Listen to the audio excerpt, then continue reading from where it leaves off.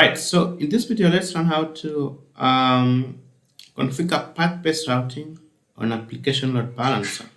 So in the previous video, we learned how to configure host-based routing, okay, such that we can use our load balancer to host different or multiple websites and use the host header routing to inform the load balancer to forward traffic matching a particular host header to a particular target group. Okay, all right. So in this video now, let's do path-based routing. Let's just assume we are accessing our load balancer from a single custom domain, which is lb3.gurutechcloud.com. Okay, right? And we want a scenario whereby whenever we try to hit a particular path, the load balancer forwards that traffic to a particular target group. Okay, so let's say when this traffic comes like this, when it comes, let's just assume when that traffic comes this way, okay, server 1, okay, then maybe there is a file there called test.html. Okay, all right. So the load balancer will inspect this URL and notice that it has that path, and that path actually matches whatever has been configured on the routes. So it will forward any traffic with this path to this target group. If this path actually is server 2 and there's a rule that matches server 2 here, that traffic will go here. Okay, all right. So let's do it practically so that you understand better. I'll go to our AWS management console, and first of all, I'll just inform you that I've already created these two servers, and I've created two different, I've created a directory in each server, okay, so that we can test, right? So I have these two servers here, and this server 1, if I try to hit server 1 on the browser, that way, you can see you're connected to server 1, and I've created a directory called server 1, okay, server 1. If I hit it, you see, it returns this information, and inside this server 1 directory, I have this file here, which is server1.html.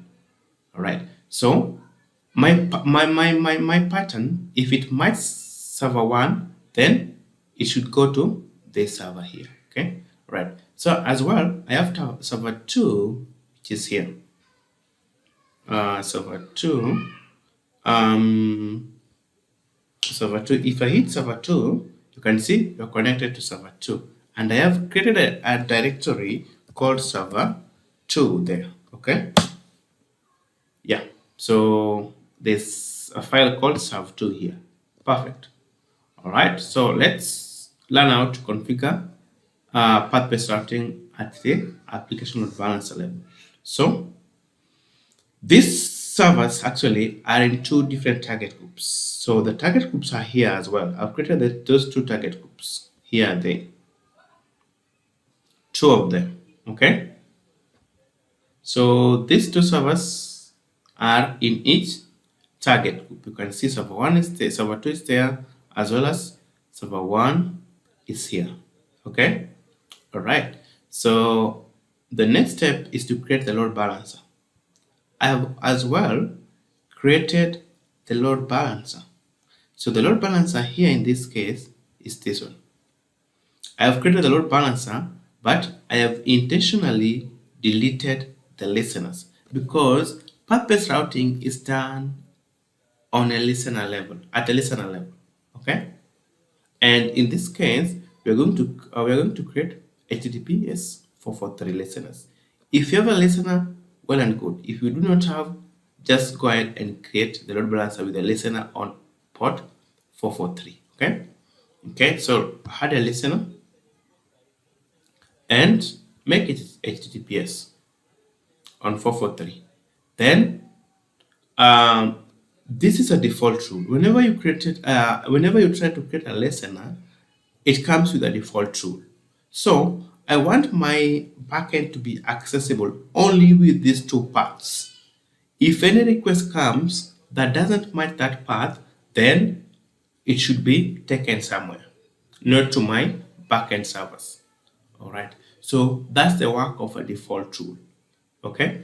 So provided that whenever you create a listener, it comes to the default rule, this is a default rule. So let's give the actual action. Not accessible. Use the correct path. Okay. All right. So that's pretty much simple. And select certificate. Very important. And add. Perfect. So we have a listener here on HTTPS. Okay. And now we want to configure path-based routing. Path-based routing, we had rules. So just mark on that HTTPS listener and click on rules, or just go here and click add rule. But in this case, just click on rules here. Okay. Then you'll be taken here. If you reach here, just click add rule. Okay. And add condition. And choose condition to be path. Perfect. If the path matches server 1, okay, I just include asterisk. So anything that comes after server 1, if the path matches server 1 and anything that comes after server 1, okay, just confirm and forward that traffic to target group 1. Okay. All right. Click next. Give it a priority 1. Next. And create. Also, add another rule for the second path. If path matches server 2 with anything that comes after it, asterisk, anything that comes after it, okay? But our main concern, it should match server 2. Okay? Confirm. Go take that request to server 2 target group, okay? All right, and this one to be priority 2. And go next and create. So we have a load balancer with one listener, which is HTTPS, and 3 rules. One is a default rule. So the default rule returns 543 code with some message that use the correct path.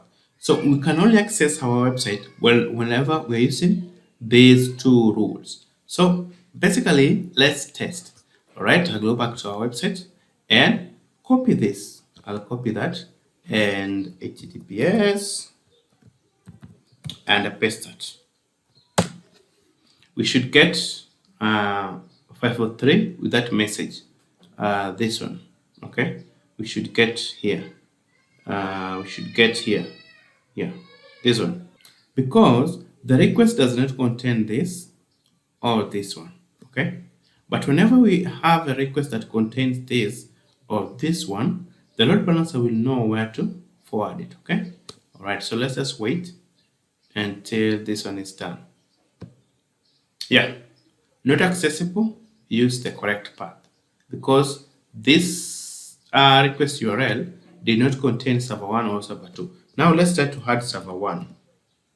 Server 1, okay? And just that's okay.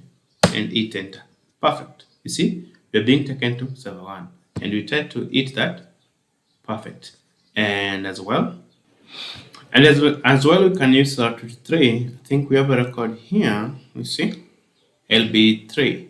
So if you go to Route 3, we can take LB3 here, okay, which is this one, and we come here. Oh, so server 2 has come. You can click server 2, and you see the results here. So whenever we try to hit our load balancer, our this domain, okay, it's going to directly to our load balancer, okay, and because the request URL does not contain server 1 or server 2, that request goes to the default rule here, okay, which has this information. But if we had server 1, let's say server 1, okay, let's add server 1 and hit enter. Yeah, see, we're taken to server 1 and we're getting this information. If you go to server 2 as well, we'll be taken to server 2 where you're getting this information. Perfect. All right. So guys, I believe you learned how to configure path-based routing on the load balancer level. Please subscribe to this channel, like the video, and share with friends. Thank you, and see you again in the next video. Bye bye.